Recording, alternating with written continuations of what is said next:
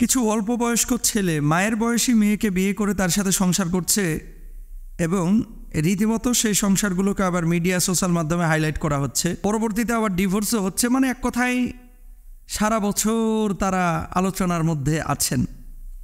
এসব ক্ষেত্রে ইসলামে শরিয়ার দৃষ্টিভঙ্গি কি? এই যে মায়ের বয়সী মেয়েকে ছেলের বয়সী ছেলের বিয়ে করা কি জায়েজ? এবং এগুলো দিয়ে ফেসবুকে মোবাইলে ব্লগ করা, আলোচনায় থাকা, এরকম কোনো মাকসাদ যদি থাকে, ইসলাম এই বিষয়টাকে কিভাবে দেখে? খুব ইম্পর্টেন্ট একটা বিষয়। দেখেন, মায়ের বয়সী মেয়েকে ছেলের বয়সী ছেলে, এই প্রশ্ন দিয়ে কাকে মিন করা হয়েছে আমি সুনির্দিষ্টভাবে কাউকে বলতে পারবো না।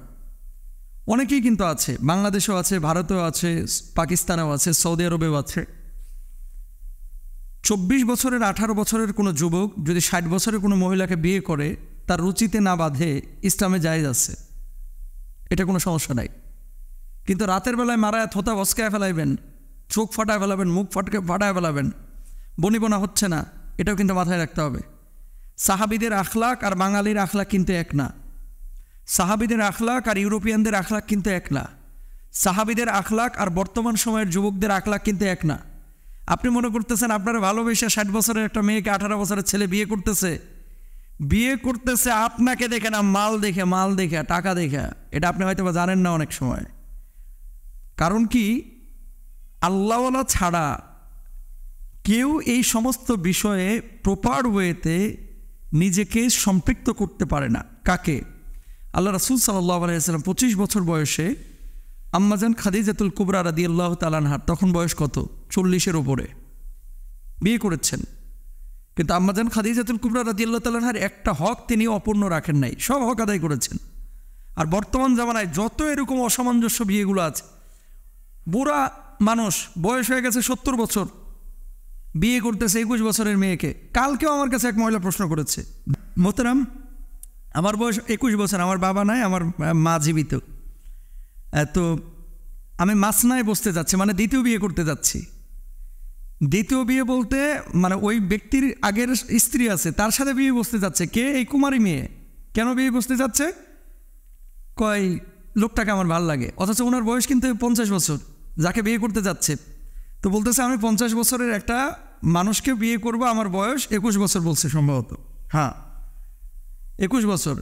আমি দ্বিতীয় স্ত্রী হিসেবে তার সাথে যাইতে যাচ্ছি। আমি বললাম যে কেন যেতে যাচ্ছেন তার সাথে? পরবর্তী সিচুয়েশনগুলো মেনটেন করতে পারবেন তো? হুজুর ওনার মতো মানুষ হয় না, আমি কথা বলে যা বুঝলাম। তো একদিনের কথা 2 দিনের কথায় আপনি বা অন্য মানুষের গল্প শুনে আপনি তার প্রতি মশগুল হয়ে যাচ্ছেন।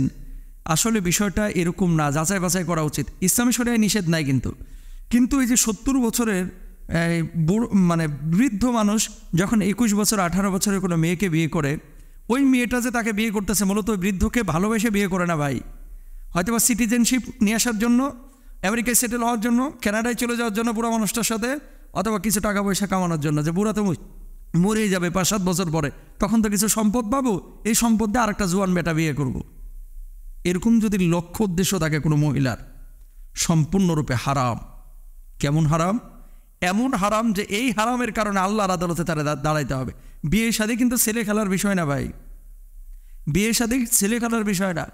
ব্রিটেনে আপনি সেটেল হবেন এই জন্য কন্ট্যাক্ট ম্যারেজ করতেছেন না, ভাই 2 মাসের লেগে তুই আমার বিয়ে কর, 2 মাস পরে তোরা আমি ছেড়ে দেবো না, সমস্যা নাই। কোনো মতে ব্রিটেন যায় লই, কোনো মতো সুইডেন যায় নি, কোনো মতে আমেরিকায় মানে যেয়ে নেই। এই যে কন্ট্যাক্ট ম্যারেজ, যারা এই ধরনের কাজগুলো করে, সম্পূর্ণরূপে হারাম, সম্পূর্ণরূপে হারাম। মনে রাখতে হবে বৈবাহিক অবস্থা, বৈবাহিক সম্পর্কটা একটা পবিত্র সম্পর্ক। আল্লাহ রাসূল সাল্লাল্লাহু আলাইহি ওয়াসাল্লাম বলেছেন, ইয়া মাশারা শাবাব মান ইসতাতা মিনকুমুল বাতা ফালইয়াতাযাওয়াজ। আল্লাহ রাসূল বলছেন, হে যুবক, যাদের সামর্থ্য আছে তোমরা বিয়ে করো। কেন? ফাইন্নাহু আগাদ্দু লিল বাসার ওয়া আহসারু লিল ফারাজ।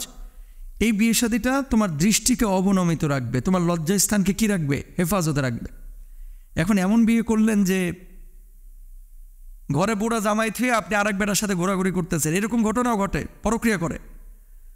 ঘরে বউ থুয়ে আরেক মেয়ের সাথে ফুর্তি করছে, এরকম অসামঞ্জস্যতার কারণে বাংলাদেশের প্রেক্ষাপটে যদিও যায় আছে, আমরা আমাদের চারিত্রিক দুর্বলতার কারণে না করি যে এই ধরনের অসামঞ্জস্য বিয়ে ম্যাক্সিমাম ক্ষেত্রেই তিক্ত অভিজ্ঞতা আছে এবং এগুলো টিকে না। সুতরাং এই ধরনের বিয়ে শাদী করার আগে একটু ভেবে চিন্তা করেন। আল্লাহ বোঝার তৌফিক দান করুন।